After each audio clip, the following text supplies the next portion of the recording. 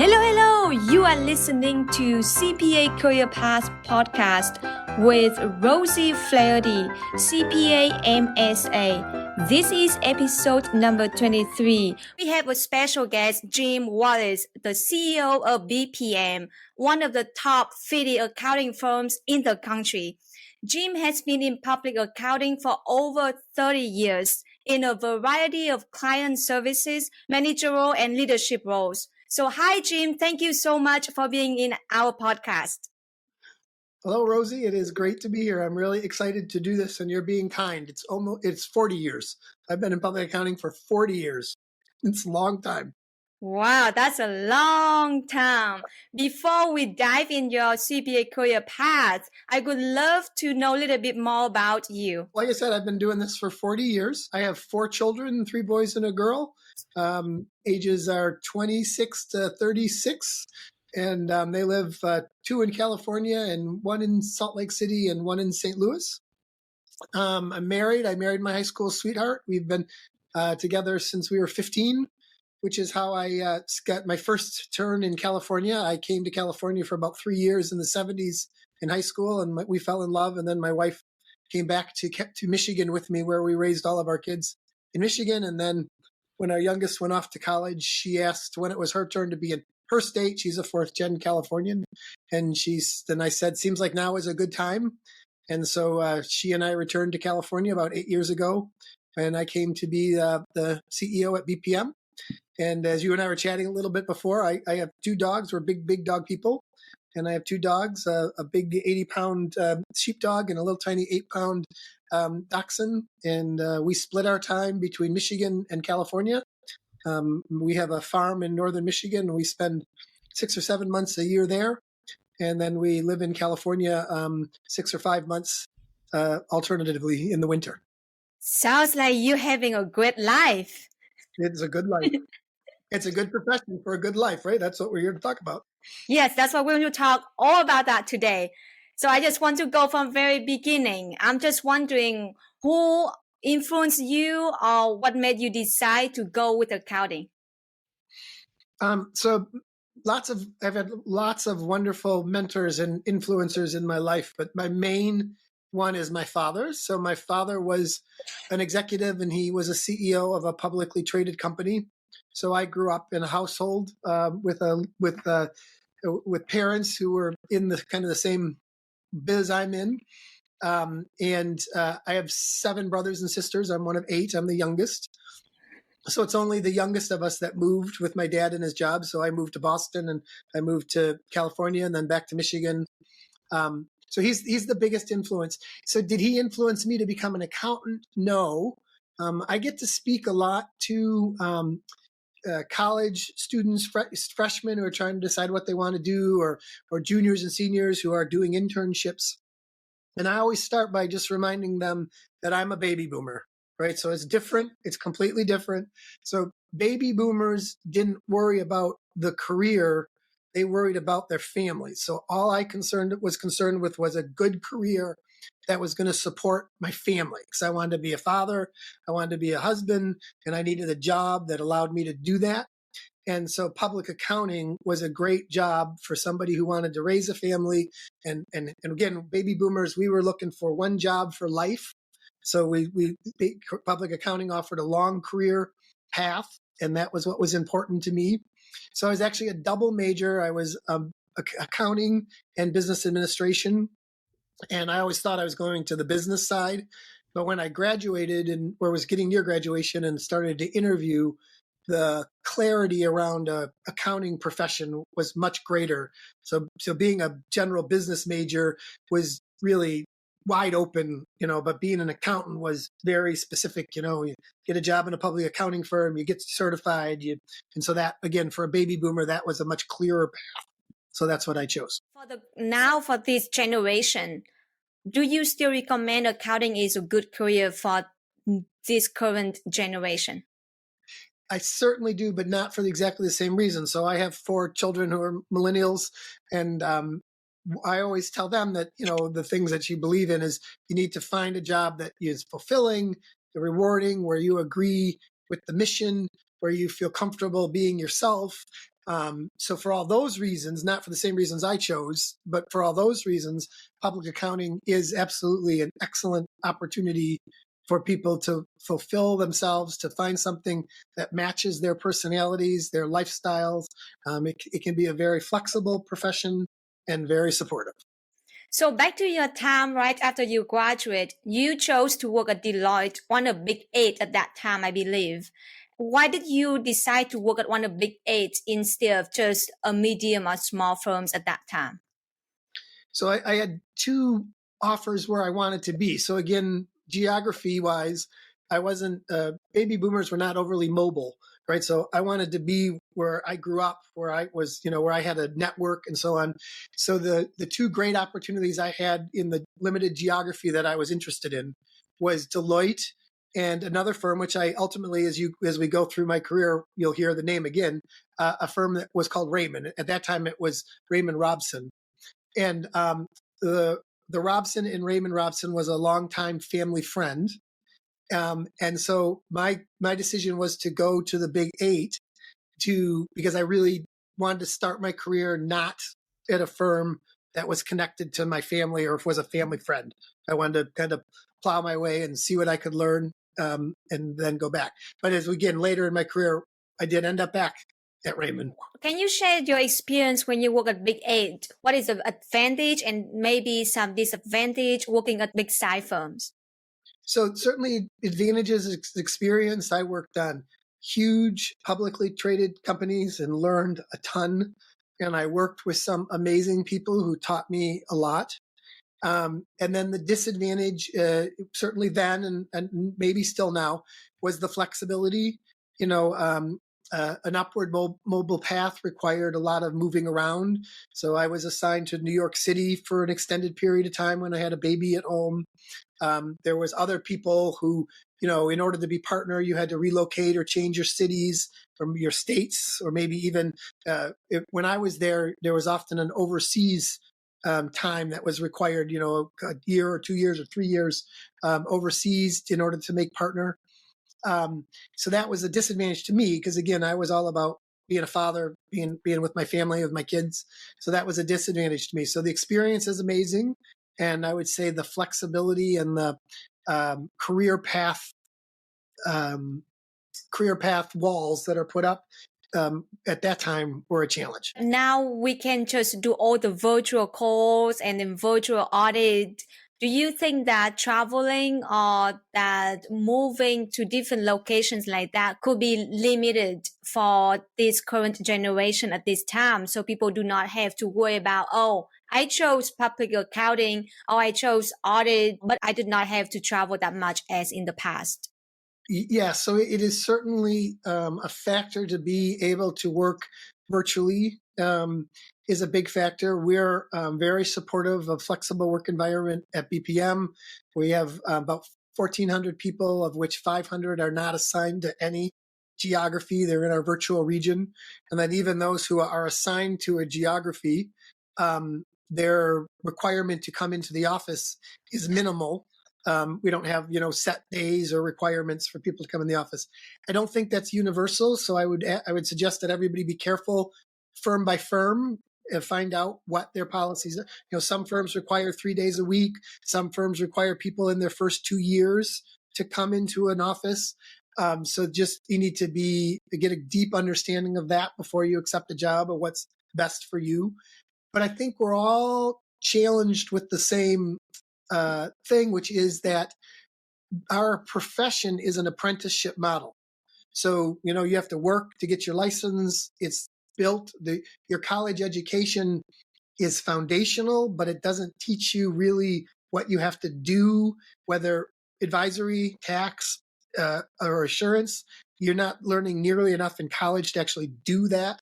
So we're an apprenticeship model, and the virtual environment is very challenging to do an apprenticeship. So what I tell our partners is, right, if you had a plumber come to your house and they'd never installed a sink before, and that was their first sink, they're not going to know how to do it, right? The way they learn how to do it is working with somebody else who's installed sinks.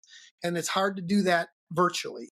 So that's our goal, is to master that and figure out how to adapt the apprenticeship model into a virtual remote work environment. And we don't have it down yet. We're still working. That's interesting that you mentioned about the college degree. So I just want to see what you think if for people who do not have accounting degrees, but they change their career, they shift their career from whatever they're doing right now to accounting, brand new to them. They didn't have any experience in accounting, didn't take any courses in accounting. How much chance for them to grow in the accounting career? In terms of accounting firms first, besides accounting specifically a career, we have in our 1,400 people, we have hundreds and hundreds of them who are not accountants, right? So they're doing advisory work or, any other kind of work that is still a great career to be in an accounting firm if you're doing that. People who want to be an accountant, then there are lots of great programs. I know like Santa Clara State has a program specifically for somebody with a degree, but not an accounting degree, which then gives them enough credits to sit for the exam. Lots of firms like we do will pay for some or all of that as they become accounting ready to take the exam and so on. So there's lots and lots of opportunities for people who find it. And then there are roles in accounting that don't necessarily require a degree or a CPA where you can still be involved, whether it's inside of a firm or if it's just in accounting in general. We employ people in South Dakota who do not have accounting backgrounds, but they want to learn how to be accountants. And so they work every day in our office in South Dakota doing work for our other offices and they do not have accounting backgrounds. We're teaching them. It's the apprenticeship model. That's interesting. Because I actually do have a friend actually just reached out to me literally just last week asking about accounting, about CPA. And I was like, please come on in. We need people. We need people. We need good people with personality. People think that accounting is a numbers thing, but it's not, right? It's a people thing. You know that. Look what Yes. you're doing right here. Right? It's a people thing. It's all about how you get along with people. It's all about listening and being able to explain things. And so we need lots of people who have common sense, who are good with people, good communicators. We can teach them how to do accounting. That's why I just had the conversation with Denise, the CAS CPA CEO and president.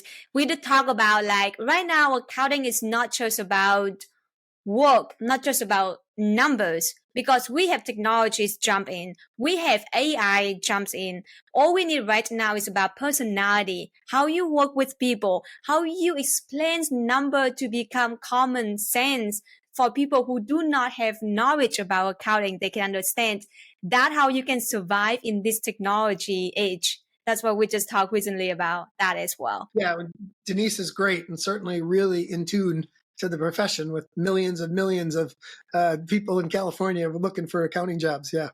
Yeah, I love talking with her as well. After you work at Deloitte, you moved to another firm. I believe you work at another firm for a short period of time.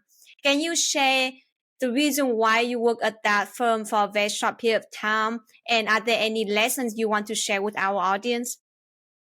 Yeah. So when I left the Big Eight and I didn't immediately go back into public accounting. I went and worked at a client, which is very common, right, in our profession. And there was lots of lessons that I learned in there.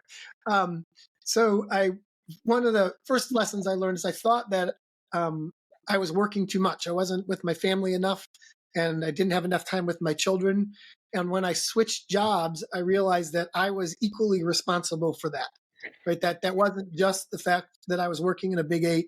It was also me. I wasn't putting up enough boundaries and so on. And so when I got to the new job, I continued to work too much. Right. So if there was work to be done, again, it's a baby boomer trait. If there's work to be done, you don't go home until it's done. So you just stay at work and do work. And so that was a problem. The other lesson I learned was I left and went into an S&L, a savings and loan, which don't even exist anymore. So many of your listeners and viewers maybe don't even know what an S&L is. But as a savings and loan, and it was a kind of bank that went out of business in the late 80s and early 90s. And I went to work at one in the late 80s. So that was a bad choice. And the third lesson, which was a good one from my father had always said, if you think if you think that your work or your boss, whatever, is unethical, get out and then decide if you were right later. Don't stay and find out. So I did. I thought the situation had reached an unethical point. I got out, and 6 weeks after I left, the government took them over. So I had gotten out on my own terms and got back into public accounting. And so lots of good lessons there. You mentioned one good lesson, it is setting boundaries. I believe a lot of people are struggling with setting boundaries. I have read so many books about setting boundaries and I'm still learning about it. How can you improve your boundaries over time? Well, so I think you have to make sure that you're looking at it as a two-way street, right? So it's easy for the colleague to have an expectation that the firm or their supervisor will set the boundary. Oftentimes they're older, they have more experience, right? They've done this before, so they should know how to set the boundaries, but they have their own inputs, like this needs to get done. I got a client calling me, right? I worked more when I was your age, right? So they've got their own stuff going on in their head, right? So it's got to be a two-way street. You've got to reach out to them and give parameters, and then you've got to flexibility means being flexible both ways. And so you've got to be flexible, but you've got to expect your supervisor, your employer to be flexible, and you have to talk about it clearly and not expect that people know what you're thinking or know what you want. And then again, you have to be reasonable. We are in a service business, right? So the client, as long as they're paying and they're not mean or inappropriate, right? We're here to serve the client. That's what we do. And so depending what you do, if you're working on SEC clients and they have a filing that's due Monday and it's Friday, then you have to do the filing. It's not optional. But what you can do then is hopefully you can get Tuesday, Wednesday, Thursday off to spend some time or get the things done that you needed to get done. So that's an extreme example, like with an SEC registrant, but it's that kind of two-way flexibility and communication. That's the key. So back to the communication again. Sounds like everything is just about communication because people don't know what you think and you don't know Right. what people think. And so have you ever been in the situation that people comment that you over communicate? Is that a problem? Well, if you mean over communicate that you talk too much, sure, I've been told that I talk too much. But I don't know if that's the same as over communicate. So I think communication is a positive thing, right? If you're communicating effectively, then you're not talking too much because you're saying enough to get your point across, but not too much. So I don't think you can, if the definition of communicating includes effectiveness, then I don't think you can over communicate. You can talk too much, yes, and we need to listen in any job, and the newer you are, the more you need to listen a lot. But especially when you're new, you need to ask a lot of questions because again, somebody even who's 3 or 4 years in their job longer than you, they forgot that was a question when they were new because it's not a question to them anymore, right? And so you need to be comfortable asking questions, how to do things. And then if you don't understand, asking again and taking notes, right? Write down, make an entry in your notes somehow about what the answer was, and so that you can remember what you were told. Yep, ask questions. I always recommend new staffs. You should ask questions as many as you want at this time because Okay. the more you move up, the more people will expect you to know a lot of things. So first year is the best year for you to ask because they have no judgment there. They assume you as a zero, and so they will explain to you very details for everything. And it's much more important now than when I started because I was an auditor. So I would sit in a room with anywhere from 3 to 10 other people, and I could hear all of their questions. and I could hear the comments or review notes that were made. So the senior might tell somebody what they could have done better, or how they could have taken a different approach. And so it didn't even have to be about me, but I was hearing that because I was there.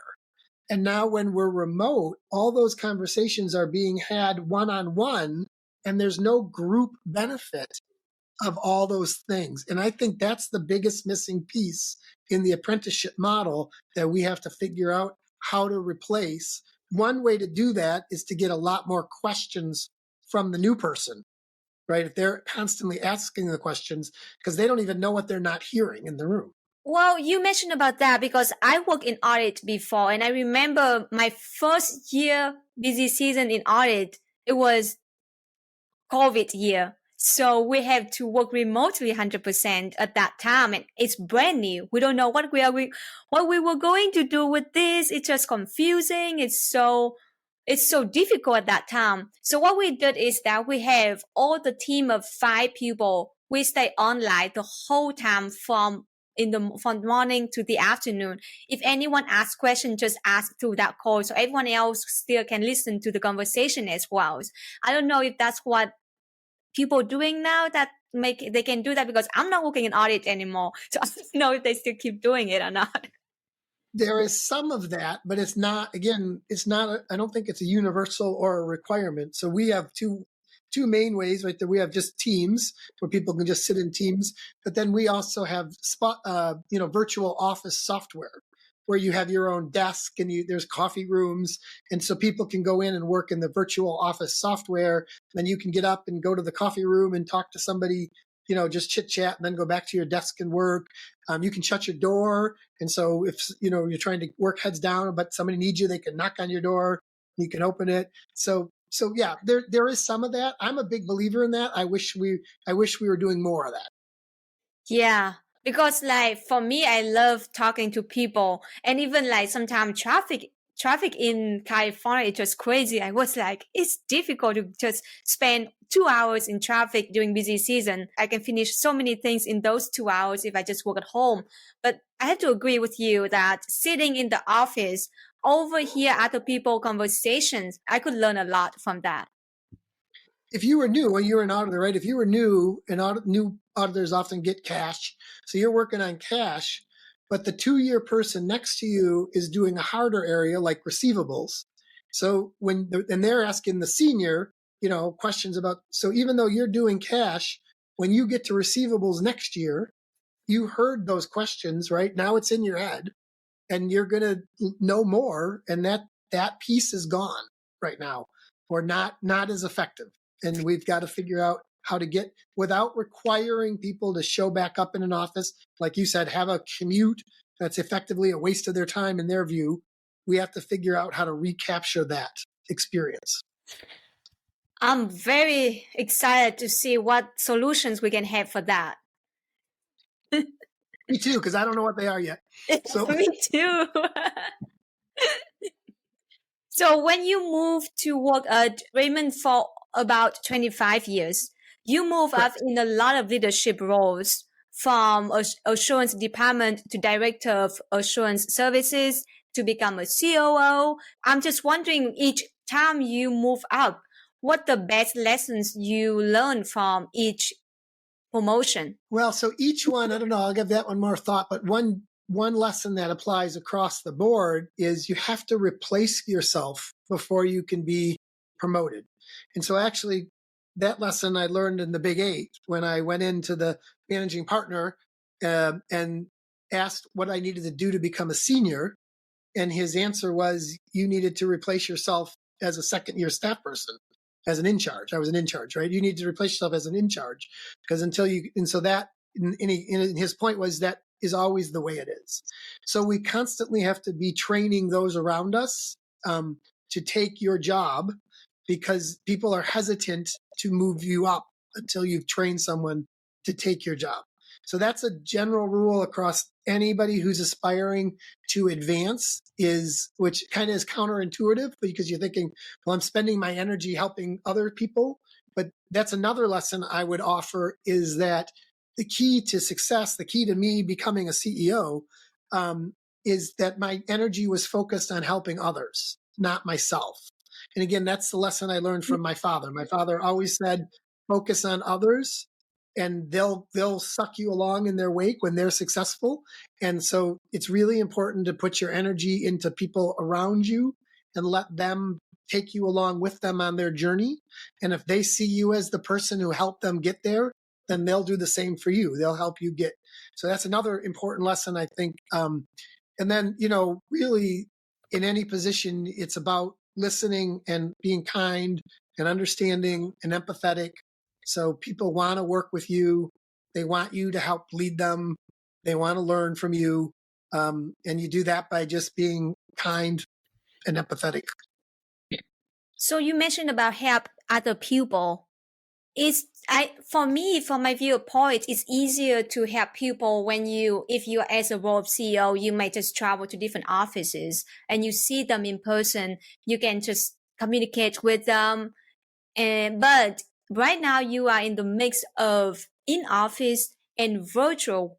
So people who 100% in virtual meetings or in virtual job, how can you help them? Do you set up a regular calls or do you set up a regular monthly, quarterly meetings with them? I'm just wondering, how do you do that?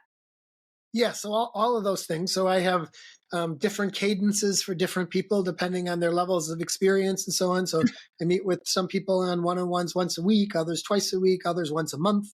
And then lots of group meetings. So the whole team comes together in those situations.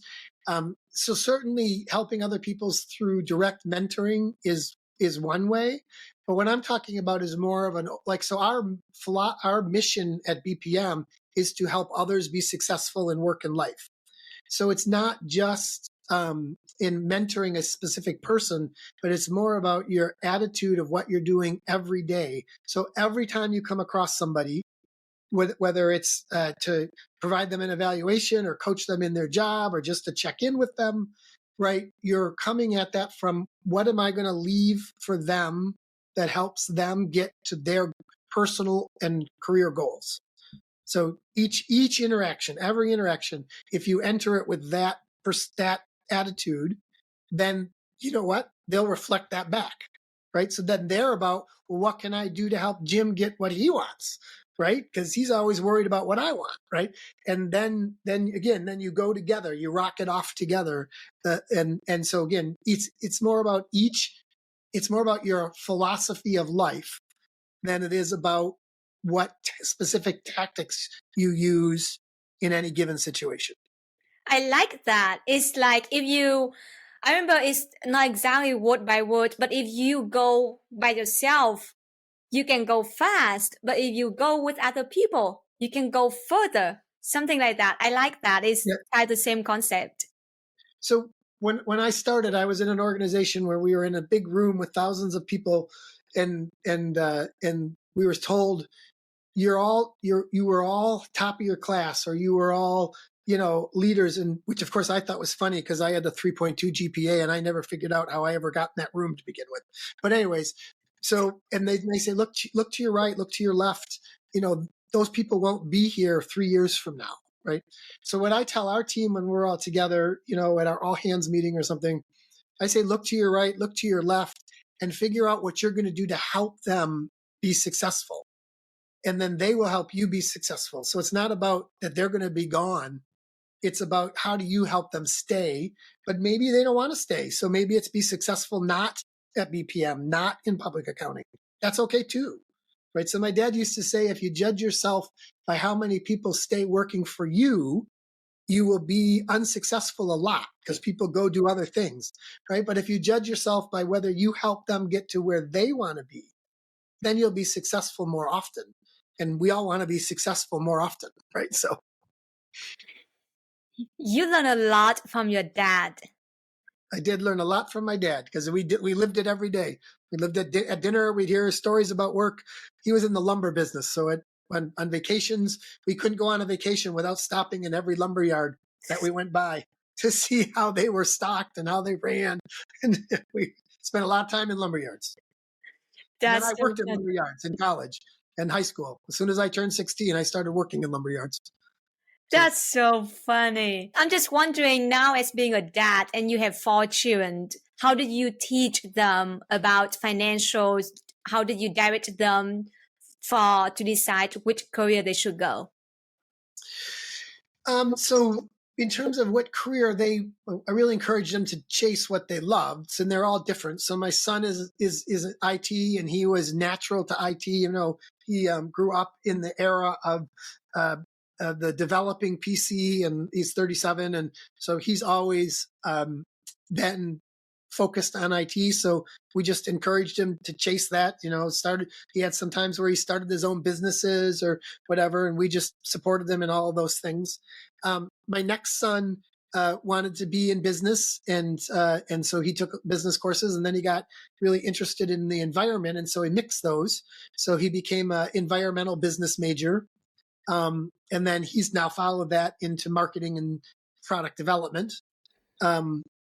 My third son always wanted to help people. Even when he was little, he would say, what do you want to do, Jake? And he'd say, I want to help people. And then that moved into, I want to help people who are sick. And then it was, I want to design things that help people who are sick. So I want to make, joints, or and then that went to, I want to do surgeries. I want to put those things in people who are sick. And eventually, so he is a doctor, as you would guess. So he's a surgeon, and that's what he does. And then my fourth child has always been into growing things and food. She's a foodie. She loves food. She's Asian. She loves her Asian culture. She loves her food, Asian food, and she always has been that. And so she's a horticulture major who works for a farm to table restaurant.